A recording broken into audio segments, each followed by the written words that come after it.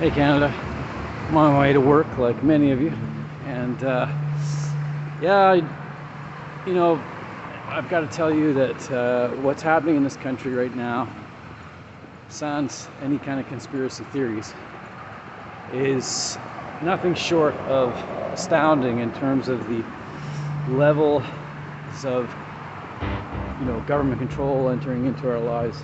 Truly, you see a lot of people walking around that are absolutely crazy, and they've gone crazy because their world is turned upside down. If you want to take, for example, the current custody case, which I am, after 8 years, now thrown into full again to try to see my children. What we've got now is the new man syndrome. So a barn burning application was attempted apparently to be served to me, although I never got any indication that that was the case until yesterday, when I was minding my own business, trying to set up a parent-teacher interview repeatedly with the school board in North Vancouver. That's School District 44, and the new superintendent assistant from Nova Scotia, Arlene Martin, wrote me and sent me orders that had been made unbeknown to me, what they call ex parte, which means without notice. And within that, the powers of the court are just unbelievable. Not a shred of evidence. I've been fighting the good fight. I have no record, never been arrested, and there have been many, many assaults on my person by the other party, even who has assaulted my own mother, who's a senior citizen, needless to say. And even then, I have not lost my cool. And, I don't know what comes over you, but you're trying, the other party's trying to goad you in to some sort of altercation in order to, this is somebody who's, dysfunctional, and to say the least. And, but, here I am in front of the legislature, mistakenly called the Parliament buildings. And of course, this is a country which is run based out of Ottawa, not Victoria, but nonetheless, we have a system in British Columbia which needs to change. And I've written the Attorney General here, the Honourable David Eby, who was, now to be a Premier Designate. Congratulations. I have a total respect for his service in his capacity, in his portfolios. I have had the pleasure of corresponding with him, although a very unpleasurable subject matter, that of my children being withheld against court orders in the Supreme Court.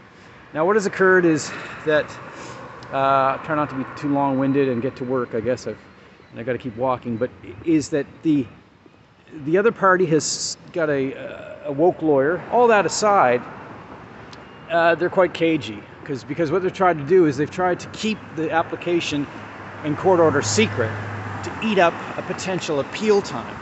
This order has no merit. It's what we call wholly defective, and basically it needs to have 30 days. There need to be 30 days to have an appeal. Now I have less than 2 weeks. The extent of the order, and I want to just point this out, we're a day away from Remembrance Day, and my poppy's fallen off, but this is the monument I'll be coming to. And what's going to occur is that for 1 year I have been banned for no reason whatsoever, ones that obviously the other parties made up, from seeing my children. Now that would be in itself something, had I not already spent 4 years being deprived of my own son. And this is against the orders of the Supreme Court, and it goes without saying that we have a hierarchical system in this country. For those of you, we have the lower court, which is a provincial court. We have the Supreme Court. Then we have the appeal court. And in the appeal court, it's one court trumps the other, and there's a professional courtesy not to interfere with orders from other courts. So what they've done is they've got an application in to ignore the orders in the Supreme Court.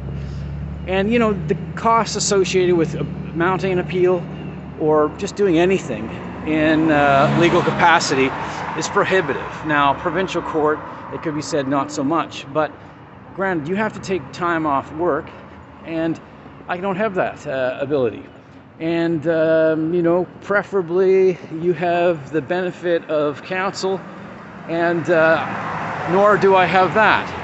So what you have is, once again, you have the constant misandry that is prevalent in this society, where we have the male designate as the villain, aka father, man, boy, what have you. And I'm not Peter Pan or anything, I can tell you.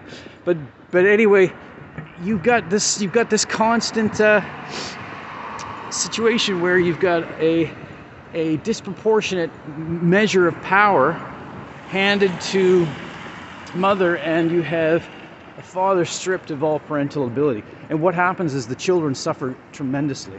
It's been documented, well documented, scientifically documented, and the courts ignore this time after time. Richard A. Gardner was the one who coined parental alienation syndrome. My children have been programmed on a whim, out of fear, to respond as the other party needs. And at times I'm able to speak, have been in times, even the other party has even invited me into their home, and now I am not to be within a kilometer of the other party. And this is based on, again, absolutely nothing to my knowledge. In fact, the last time I discovered the other party, they had left the province against a non-removal order in Supreme Court, completely contempt of court, and they were in Nova Scotia, an undisclosed address. They had in fact given me the wrong address, which police affirmed, and so, you know, very dubious, very nefarious, and then fled when I approached and said, hello, you know, I would like to see my children. And you know, came the response from the indignant former mother-in-law, we're leaving. And so that's it, folks. And they've created an entire fiction narrative, false narrative. And just as Johnny Depp, Greg Ellis, Brad Pitt, the list goes on and on. Doesn't matter if you're famous or you're working in construction, as I'm doing right now. You get treated the same way. You get treated worse than a criminal if you're a dad in Canada. I'm not proud to say it, but that's the system we have. We need to change it. It's a bigger thing than any rights movement currently.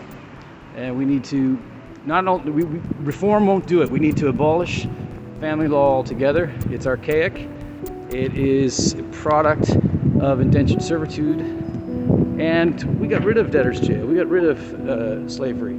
That's the same thing. We have to get rid of family law and its practitioners in the domestic terrorism of Canada. Thank you.